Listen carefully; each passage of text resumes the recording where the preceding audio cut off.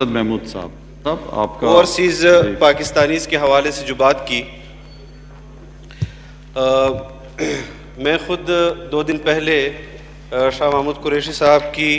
Overseas پاکستانیوں کے حوالے سے جو اقدامات اب تک ہوئے ہیں اور وہاں پر جو ایمبیسیز کا یا ایمبیسیڈرز کی صورتحال ہے، وہ اس پر انہوں نے یہ کہا کہ ایسا نہیں چلے گا، بلکہ ان کو اپنی کارکردگی اور اقدامات جو ہیں وہ بڑھانے ہوں گے۔ تو یقیناً کچھ ایسے مسائل ہیں جس کے بارے میں ابھی بھی غور و فکر کی ضرورت ہے، اور اس وقت جو میرے دوست نے اوورسیز پاکستانیز کو پاکستان واپس لانے کے حوالے سے دوسری ایئر لائنز کی بات کی کہ امارات ایئر لائن، قطر ایئر لائن، سعودی ایئر لائن یا دیگر اس طرح کی جو ایئر لائنز ہیں وہ اپنی پیشکش کر چکی ہیں، تو میں سمجھتا ہوں کہ اگر واقعی اس میں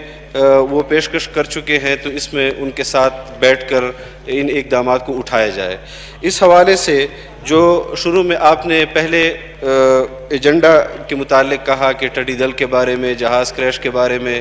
کرونا کے بارے میں پارلیمنٹ میں بحث کی جائے گی، تو میں سمجھتا ہوں کہ اس وقت قبائل کے اندر جو بدامنی ہے وہ بھی اس کے اندر شامل کیا جائے، تاکہ اس پر بھی ہم قبائل کے اندر جو صورتحال ہیں اس پر بحث کر سکیں۔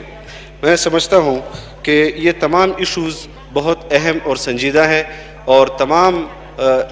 اس حوالے سے جو اقدامات ہیں وہ فی الفور اور تیزی کے ساتھ کرنے چاہیے۔ پرسوں مجھے حیرانگی ہوئی کہ جب وزیر خارجہ صاحب سٹیٹمنٹ دے رہے تھے، ان کو یہ صورتحال 2-3 مہینوں سے اس طرح کی صورتحال ہے، اور چاہیے تو یہ تھا کہ وہ ہر ہفتے یا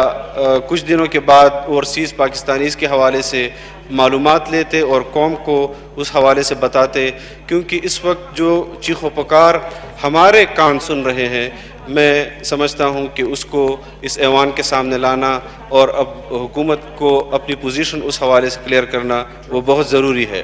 رہی بات اس وقت سمجھ میں نہیں آ رہا کہ ایک طرف قبائل کے اندر بدامنی ہے، وہاں کوئی رٹ ہمیں نظر نہیں آ رہی، تو دوسری طرف پاکستان کے اندر